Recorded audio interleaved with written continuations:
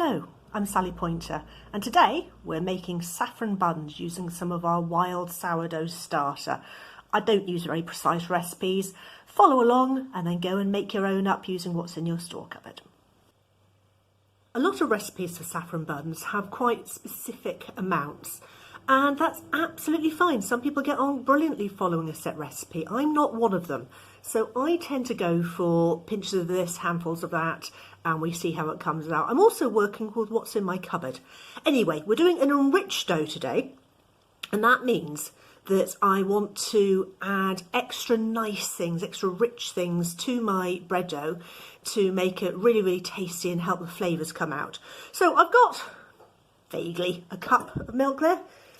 We're actually on long life milk at the moment because of the lockdown, but that's absolutely fine. A lot of recipes for saffron buns call for sugar, but I've got honey to hand. I actually like the flavour much better. So we're going to add into that couple, should have had a second spoon. Have I got a second spoon? Stretch. Couple of good spoonfuls of honey. At least one more of those, I think. If you've got a very sweet tooth, you can add more honey or more sugar, but we haven't got terribly sweet teeth in this family. That should be plenty. Put that right out of the way. The important thing is saffron though. I'm very lucky that we've got quite a lot of saffron in stock at the moment. Now, most of the saffron buns you can buy in the supermarkets use quite a lot of food colouring as well to make them that really bright yellow. I'm just going to rely on one really good pinch of saffron. And saffron is the most expensive spice in the world still. So this is a luxury, this bread, but then you only make it for special occasions. I'm going to grind it up quite finely first. We want to get as much flavour and colour out of this as possible. And I'm going to add just a splash of hot water from the kettle just to get things started. You can already see that glorious yellow colours developing, but it actually comes out rather better in fat. So that is why at this point this goes into my milk. In fact, I'm going to put a splash more water to rinse that out. Don't want to waste it. A little extra drop of water won't do any harm at all. And I'm also going to add a big knob of butter. Using one of Gareth's carving knives because I didn't bring a knife over. So, good knob of butter. And I think we might have another one. Fortunately, we're still all right for butter at the moment. So, this is going to go on for a little warm on the stove, just to get everything melted together while I prepare my dry ingredients. And we're hoping that that saffron is going to turn this a really strong yellow by the time we get on to the next thing. Now, as far as dry ingredients go, the main one you're going to want is flour. Now, we've made these in the past with bread flour, we've made these in the past with plain flour. It happens to be plain flour today. Because it's a light and fluffy flour, even though I'm going to be using a sourdough starter in it, there's a tiny, tiny pinch of baking powder in there as well. We debated whether that was really necessary. I'm also going to put in a little bit of spices. I've got a little bit of cloves, I've got nutmeg, I've got cinnamon. They're going to go in. Give that a little stir. And we're also going to need fruit. A lot of the traditional recipes call for currants. I haven't got any, so we're going to use raisins today. Be generous with them. There is absolutely no point in being mean. Did I mention how much flour we'd used? I reckon that was probably 2 really big cups. Might have been 3 big handfuls. As I said, we're not being too precise about quantities.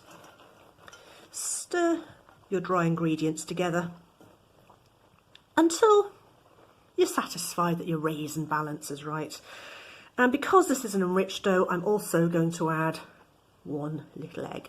Aren't these cute? These come from our little bantam hens. They might be silly little creatures with fluffy bottoms, but they do lay very cute eggs. I'm only going to put 1 in. We don't need a lot. It's just, again, to add that little bit of richness. I'm just going to bring that together slightly before I think about putting in our sourdough. It'll all get kneaded together in a bit. Now, let me introduce you to our sourdough. There we are, isn't it burping nicely? We started this probably about 10 days ago now, we mixed together various sorts of flour and grain that we happen to have in the pantry, added some water, then it went and sat under the hedge in the back garden for a few hours. So we don't know whether it's the native yeasts that were on the grain or wild yeasts from the air that inoculated it. Either way, we've been splitting and feeding it every day, and it's doing really, really well. It's got a lovely texture, it's got a really sweet flavour, it's got bits of flecks of the different flours that we've used in it, and I'm going to want to put maybe a cup of that into this. I'll just grab a label. I don't really want to get my extra ingredients from here into that, so, oh, look at that, lovely. I reckon 2 of those, probably about right. They were all sticky. It's half the fun getting messy, isn't it? Right, that can just sit there. I now need to go and check on my yellow liquid, which I can hear simmering in the background.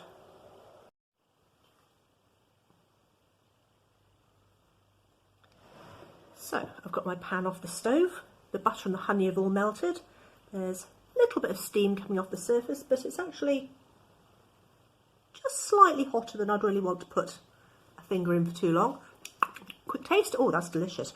It's really rich. There's lots of honey, there's lots of butter in there. The saffron's really distinct. As you can see, it's not over the top yellow. It's a golden colour, but we're probably not going to get that absolutely screaming yellow colour to the buns. So just recapping here, I've got flour, I've got raisins, I've got a big dollop of my sourdough. I'm now going to start bringing it together. I don't want to put something too hot onto the sourdough just in case I scare it. So I'm going to start by just moving my sourdough bit to the side so that I can put my lovely buttery saffrony liquid onto the edge. I'm just using a knife just because I'm a scruffy person at the best of times. I'm going to get covered in flour otherwise. And I'm going to bring this together into a lovely soft dough. Because I'm not using fixed quantities, I might have to adjust. I might need a touch more water, I might need a touch more flour. I'll do it by feel. It'll be absolutely fine either way. Actually, that's not looking too bad. As soon as it's mostly come together, I can get in there with my hands well scrubbed, of course.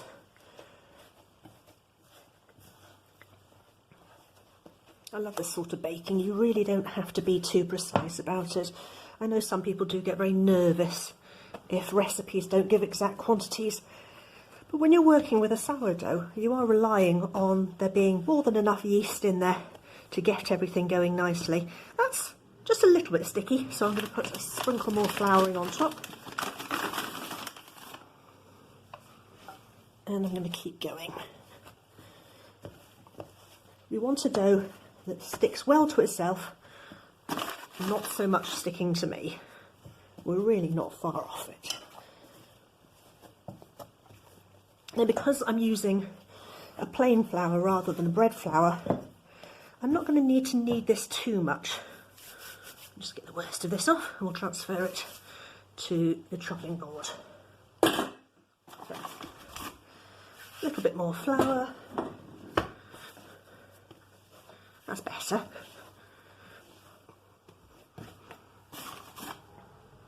Keep adding just a little flour until you get a nice silky dough that comes together really, really nicely. Now, a strong bread I'll probably prove twice. I'll put it at this point back in its bowl, give it an hour or so to really fluff up, then knock it back into shape. Oh, chopping board sliding everywhere, I do apologise. With this one, I'm just going to knead it enough to be sure that everything's together. Then I'm going to make it up into my buns. Then I'll prove it. Then it can go into the oven. So it really is quite a quick process. Remind me next time I do this not to work on the chopping board, to work directly on the surface. That's probably about right. Yeah, that feels pretty good. One more little go. I'm sure Gareth would tell me off for my kneading technique. He really is the bread maker in the family. But this'll do.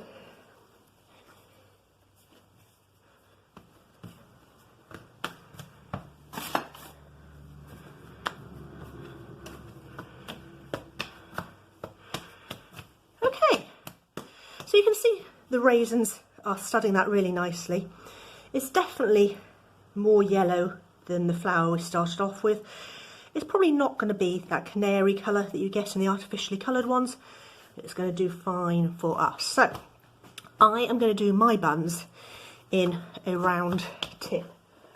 So I've set up a springform tin, small ones with a clip on the side, and there's a round of buttered wax paper in the bottom. I want to make, one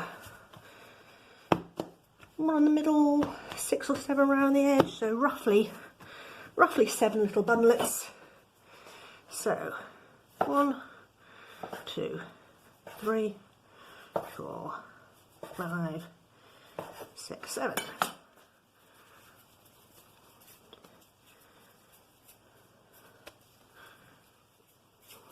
I knew I should have got Gareth to do this. He's much better at these bread shaping bits than me.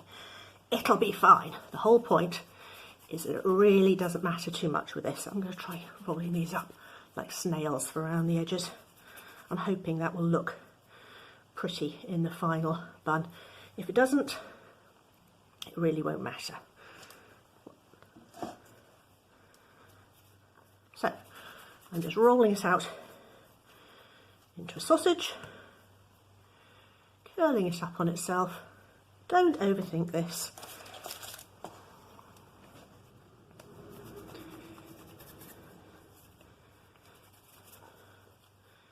There is a place for picture perfect baking. I just want something that's going to taste really delicious. I think these are going to make very big buns. I think I probably could have got away with a little bit less mixture. We're not going to worry about that too much. What's the worst that can happen? We'll have to eat the evidence. How tragic.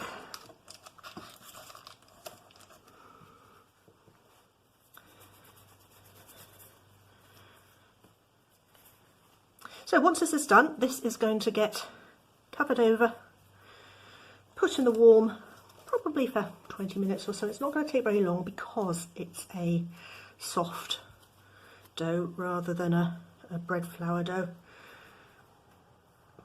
The oven can come up while I'm doing that. I'll tidy down. I'll see you back in 15 minutes or so, and we'll see how it's fluffed up. So while the bread's rising, I've come out to say hello to the chickens. They're the ones that provided the little eggs we used. Cute. About 20 minutes have gone by, and these have risen a bit. Plenty enough, actually, because they're going to rise more in the oven as all the gases get to work.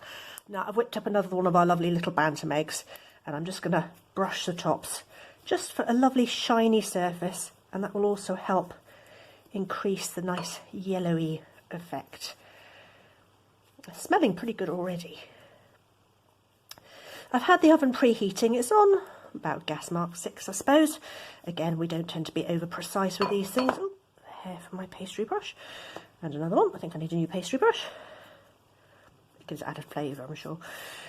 So we're going to put this in for probably around half an hour. I'll check it in 20 minutes. And as soon as they're well risen, nice and brown, firm to the touch, we'll have a proper look. So I'll see you on the flip side when they're ready for getting out of the tin.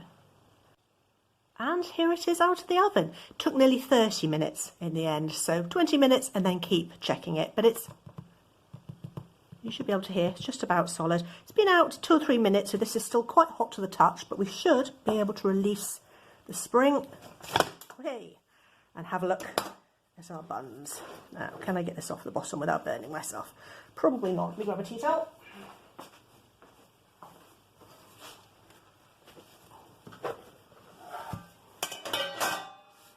There we are. Now that needs to cool down for just a few more minutes, and then I'll be able to break it open and we can either eat it as it is or we can split and toast it.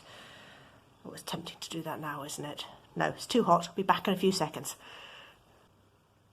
Okay, the moment of truth. This has had just another 5 minutes. It's stopped steaming now. Let's see what it's like on the inside. You often can't tell for certain until you break into it. Oh, that's looking pretty good, isn't it? So we've got a really nice texture there. It's gently yellow. It's not that luminous yellow that you get with an enhanced store-bought version. Let's just move that off to the side. I really shouldn't be tasting this yet, but I can't resist it. Let's have a little piece off.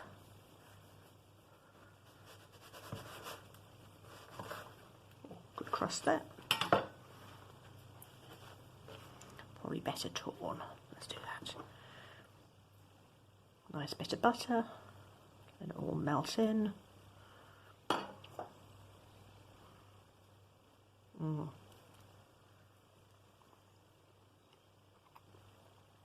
That'll do.